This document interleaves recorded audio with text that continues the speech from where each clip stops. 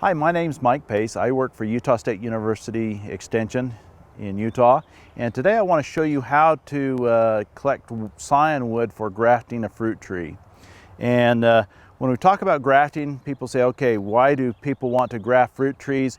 There's a lot of different reasons. Probably the most popular reason is they may have a tree that they grew up with. They don't know the variety of it, so they could go and buy it at the store, but they do have access to the tree in their backyard, and so they want the exact tree. And so grafting is one of the ways that you can do that.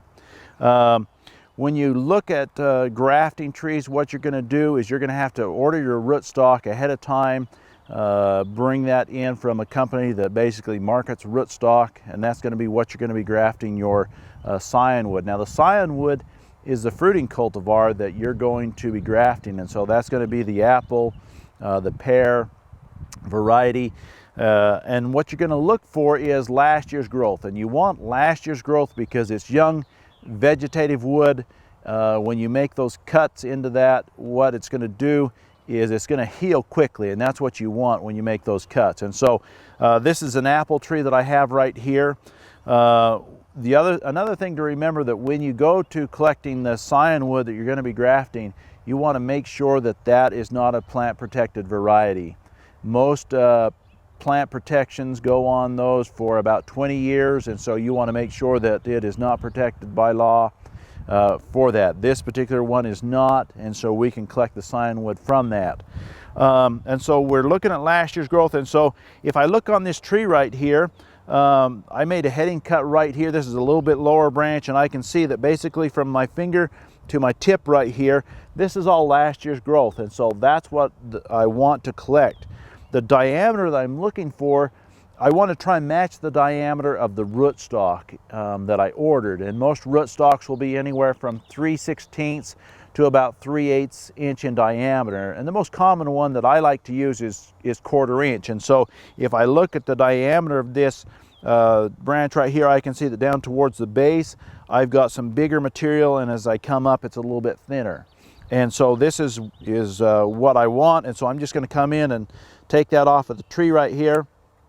I can see there's some other materials here that I can come in and take off as well. And so here's a couple of nice branches that is kind of in that range that I just mentioned.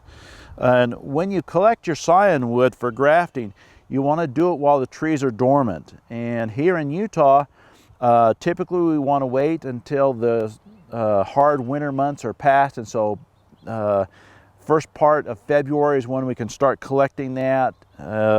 Typically I will collect towards the end of February, first part of March, because I don't want to try and keep this scion wood too long in my fridge that I will use for grafting. And so this is what we're going to do, and then we're going to take this into our office, and we're going to take and cut it down into some smaller pieces.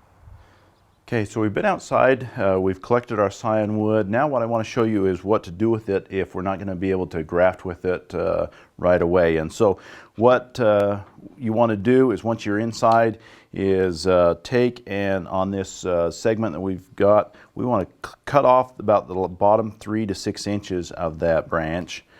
And we also want to cut off the top part of that branch because in the top end here, our buds are not mature, and so they're not good for grafting. So we're going to actually cut off a little bit more of that. So when you go to cut up your scion wood, what you're looking for, there's not a magical place that you're going to cut. You're more or less wanting to cut in between the nodes or the buds on there somewhere. And so just anywhere along here, in between those, you're just going to make those cuts. And now we have what we're going to use. And so at this point, what we want to do is take and put these in a solution of Clorox, about a 1 to 2% solution of Clorox bleach and water.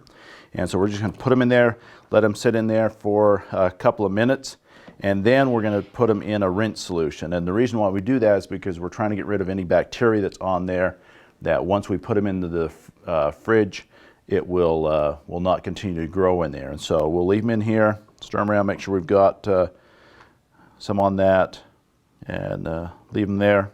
So now I'm going to take them out of that Clorox solution and water and put them over into a rinse unit, and we'll let them sit there. We'll set this off to the side.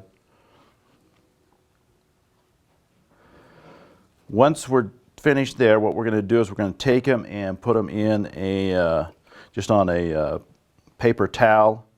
And so we can take, if we want to, if we've got a group of them and we're, just to help keep them organized a little bit better, we can take and put an elastic band around them on the top and bottom end of them. That'll just keep them from shifting around a lot. Now they're like this, we'll just take and roll them in this paper towel. Kind of fold the ends over. And the reason for the paper towel, this can be paper towel, it can be newspaper, it could be some sand, anything that's going to hold some moisture. What we don't want is that this sign wood dries out in the time that we're holding it. And so once we have whatever we're going to use, we're going to take and put it in a Ziploc bag. We want to take and wet that. So I grab a little bit of water here. We're going to put some moisture in there. We want it to be moist, but we don't want a lot of water in there with that. And then what we're going to do is just zip that up. You probably want to label it. So if you've got multiple varieties of cyan wood that you've collected here, we're just going to put, this is a Honeycrisp. So we'll write on here what it is. We may even want to put the date on there so that if we do another collection, we can remember what time was. So this one was collected 3/24/2015. So once we've collected that, we go to put it in the fridge. It's going to be better if we can use it as soon as possible. We don't want to leave it in there for 2 and 3 months at a time.